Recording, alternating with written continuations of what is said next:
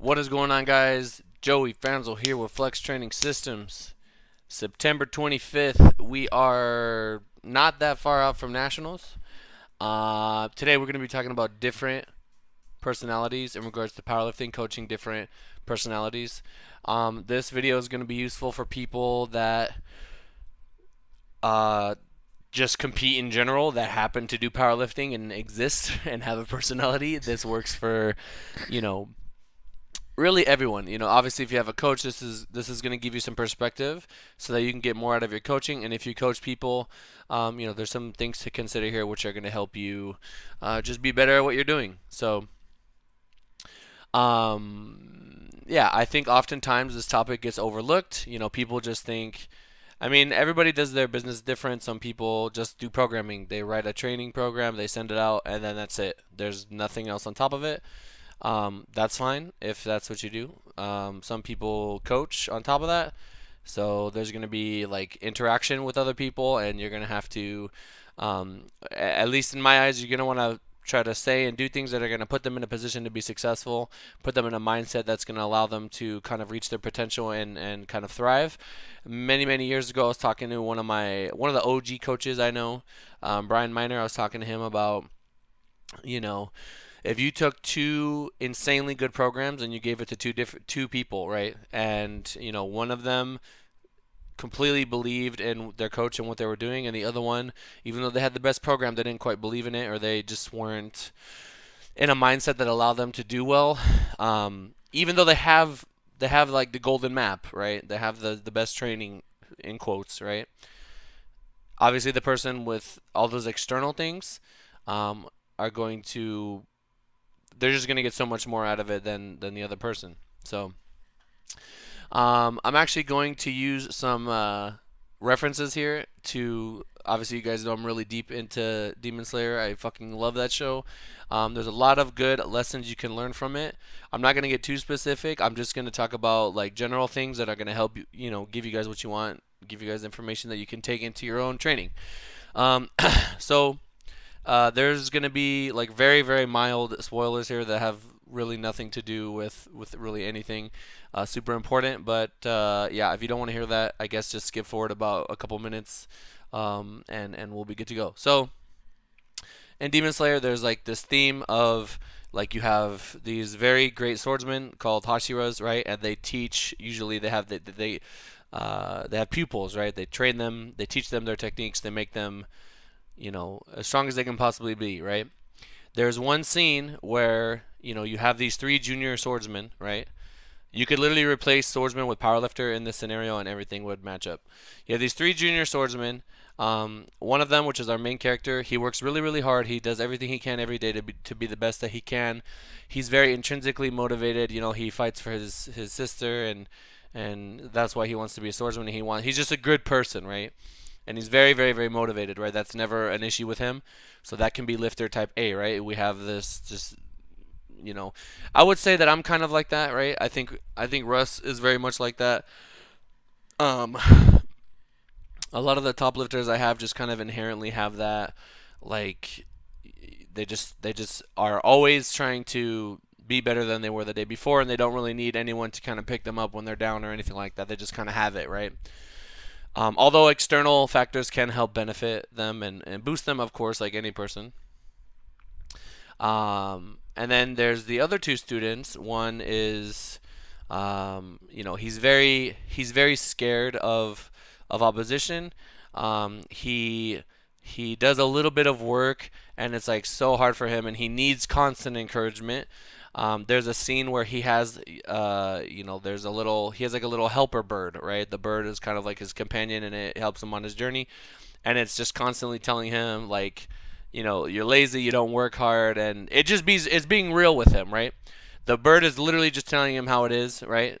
But he's not responding well to that. He is, he gets down on himself, he gets sad, and he goes, "Hey, why can't you just tell me that, I'm working hard for once," or something like that, right? Those type of people, right? If you can identify with someone that maybe you do a little bit of work and you want everybody to kind of like acknowledge you for it, or give you a high five or something like that. It's kind of like what they're trying to do in this generation, where they want everyone to sort of be equal, and they don't really let anyone that's kind of gifted excel, right? This is a common theme of 2019. It's like giving people a medal just for participating, right? There's people that were brought up in that environment, so they constantly just need to understand that, like, hey, if you feel that you're working hard, maybe their perception of working hard is not necessarily like the first person we talked about. They're very intrinsic. They're just internally motivated. They don't need people to constantly pat them on the back. They just do what they need to do every day, because that's what really matters to them. But not this is the thing, right? There's no right or wrong. There's a right or wrong if you want to get the most out of your lifting. But as a coach and as one of these people, if you can identify what type of person you are, you can treat the situation better. So the second student, like I said, they need a lot of encouragement.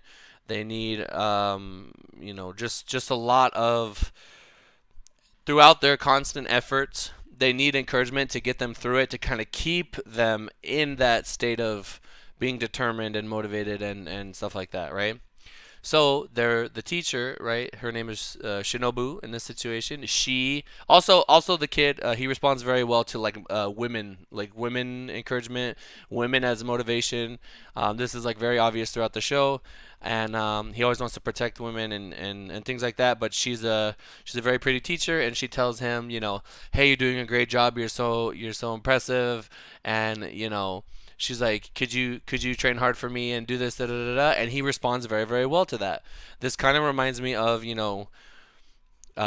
there's people that work with me, for example, and then there's people that work with Tina, right? I'm not saying anyone being more capable or not. I'm just saying some people are, maybe they see me as intimidating. Maybe they would rather, like, be close to the team, but they don't want to they don't want to hear heat from the big boss up top. You know what I'm saying? They don't want me to get on them.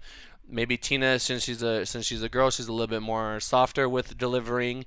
Like, yo, your squats are high. Like, maybe she can do it in a way that's just gonna resonate better with certain people. Sometimes it doesn't matter how you say it, just male, female. Some people just respond better to females. Some people respond better to males. It just depends. That's just kind of how people are. And I could totally see, like maybe there's a person that she could get to respond a certain way that I could say literally the same thing, but because I'm simply not her, I'm not going to get that point across the same way she can get it across, if that makes sense. And that's something to consider, right? Everybody is able to get things out of people, and some people are going to be able to do that a lot better than others, depending on the personality type. Now, the last student we're talking about, he is very, he's like a very, like, he wants to be better than everyone, but kind of like for selfish reasons almost. And he always wants a challenge. He always wants to fight the strongest person, and he kind of just does it to be the best. He is not really fighting for anyone else but himself. And prior to this moment, student 2 and 3, they weren't really motivated to train, because they had just gone through hell. I should have probably told you guys this about 2 minutes ago.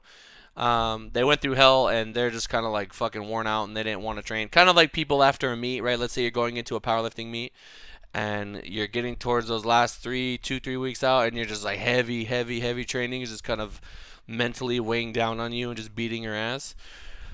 I mean, it makes sense, right? And then after you compete, maybe you're struggling to find motivation to get back into it. This is very similar to the situation that I'm trying to describe, using anime as a reference, of course, as I always do. But anyway, we have the student number 3. He's just out of it. He's not really being like himself, because he got injured pretty badly, and he finally healed up, but he was just like, I don't want to do all this hard training. I'm just not motivated, whatever. So what our master does here, Shinobu, she goes up to him and she tells him, hey, like, I know that you're perfectly capable of, like, doing all these, very strenuous, tough activities. I mean, you're a tough guy, right? There's no way, there's no reason why you wouldn't be able to do them. I mean, you're clearly like a physical specimen, and you're the best, right? So, I mean, that's how you portray yourself. And then she kind of says, "Oh, but hey, if you're tired and you just want to kind of chill, then I understand. But maybe I thought you were better than you actually were, right?" He sees this as a challenge. He sees this as kind of like almost a threat to his like macho-ness. And that gets him really fired up. And he's like, "What? Somebody's doubting me? Somebody doesn't believe in me? Oh, hell no. I'm going to show you. I'm going to show you." So some people, some lifters, they respond really well to feeling challenged, feeling like I want to prove somebody wrong. I want to prove somebody wrong. These people also tend to create adversaries. They just kind of make up opposition. They're kind of always in a mindset of like there's there's someone out there trying to get me. There's someone out there trying to beat me. There's someone that's doubting me. When really, and, they always have a chip on their shoulder.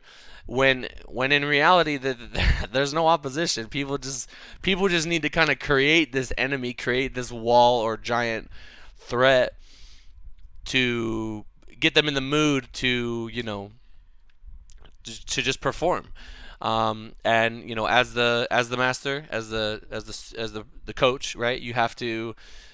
It's all about, and this is something that I learned, back when I used to train people in person.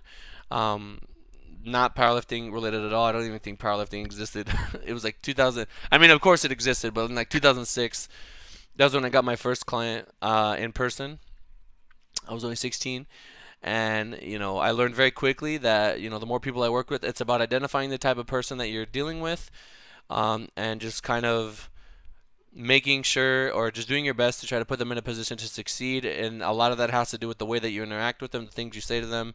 Um, I will not lie to you guys. I have been in situations where um, the person that I am dealing with, it's very rare that this happens. I can literally only think of one example, um, possibly two in the last fucking 6 years, where you find someone that just like my personality type and the way that I try to deliver a message, it just doesn't work with the type of person that they are. But my desire to maintain my footing and not change the way that I am and the way that I just me as a person, um, is greater than my I'm not gonna do something if I don't think it's the right. Um, I'm not gonna lie to anyone. I'm not gonna say anything that's gonna that I don't believe deep down. But sometimes being brutally honest is just too much for people. And I will, like I said, I'm not gonna lie to you guys. There's been times when I've just felt like I've said what I felt, and maybe my words hurt people. Maybe me being saying what I'm thinking is just too much at the moment.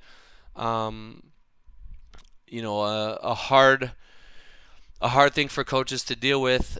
Sometimes I think is when you know someone really well and you kind of become friends with them. It may be difficult for the lifter. Um, this goes for lifting. This goes for if you're in a job, you have a job and you deal with a boss, students in school, literally anything, any relationship, even a boyfriend girlfriend.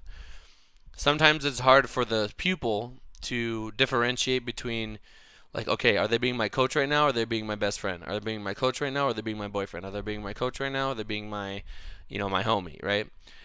You switch gears between that position all the time.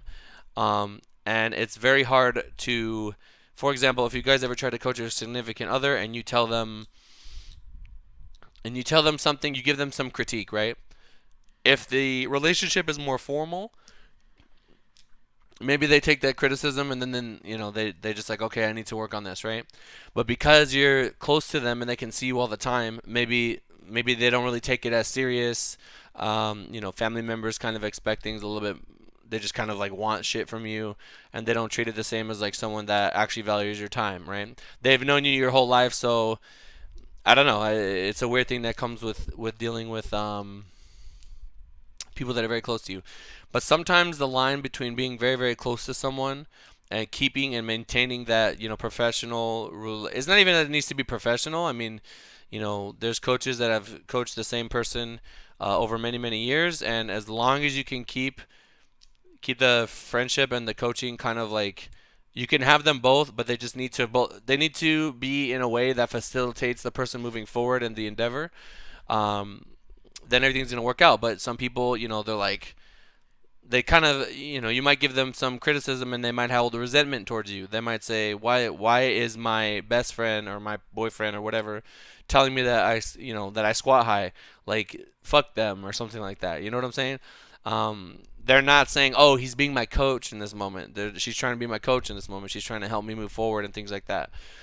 So for some people, it can be hard to kind of, when you have people that are close to you, like switch between those gears so frequently, and it can kind of mess with things. It does get tricky, but it's very it's not as common as you would think. Um, and it's just, as a coach, I've learned to just you got to kind of understand that you're wearing multiple hats, and as the pupil needs to understand, like, hey, That's why, like, when my friends hit me up, like if I have a friend that I'm really close with, and they want to get coached by me, um, I will oftentimes refer them to somebody that works for me because I want them to keep being my friend. I don't mind having oversight on the situation, but I want them to keep being my friend, and I don't want there to be any issues between, me and them because they start working under me, if that makes sense. Um, Usually, if they start off getting coached by me and then become my friend, it works out. But you never know. Things always change, and it's just important for both parties to kind of understand where each person is coming from. Um, and yeah, I mean, if it's all about empathy. It's all about understanding where the other person is coming from. When you can understand the other person and why they're saying what they're saying, or the position they're taking when they're giving you that critique or trying to make you better, it's all, at the end of the day, it's all, I would assume that all the criticism is because they want you to be the best you can be. Once you can understand that, then I think everybody, whether you're being coached by someone, whether it's just someone that you have to deal with on a daily basis, if you have empathy for that person, it's gonna allow you to kind of give direction better and take direction better. So yeah, wow, I think this video is super valuable. I hope you guys are able to take something away from it. I feel like I'm forgetting one aspect of this. Um, you know, I just want to, I guess, quickly go over what we just went over. Is that, some people, they're going to respond well to tough love. Some people, you need to be a little bit more softer with it, and just be relentless in trying to keep them on track and encourage them. Other people are just going to have it internally, and all you got to do is, you know, there's gonna be very little interaction because they're gonna handle business. They're gonna run the training. They're gonna give you your feedback, and shit's gonna get done. So, yeah, it's up to the coach to figure that out and make sure he's like applying that accordingly. So, yeah, guys, if you have any questions, you can ask them down below. But if you tune into my Twitch stream, you can ask me live, and I will not have to type anything out, and I can answer you right away. All the links for that is down below. If you made it this far, shit, brothers, let me get a hashtag. Oh boy, what are we doing here? Hashtag. Fuck, I don't even know. Quit playing with me. Hashtag quit playing with me in the comments down below. Um, this Friday, I will be posting the competition tees all over social medias, right? Everywhere that I have a social media, I'm gonna try to put it. Um, if you are trying to get a comp tee and you're competing at nationals, please check the team page. If you work with me, right? If you don't, then Friday everything is gonna be up. I don't think we're gonna sell out from just the team alone because we got so many this time.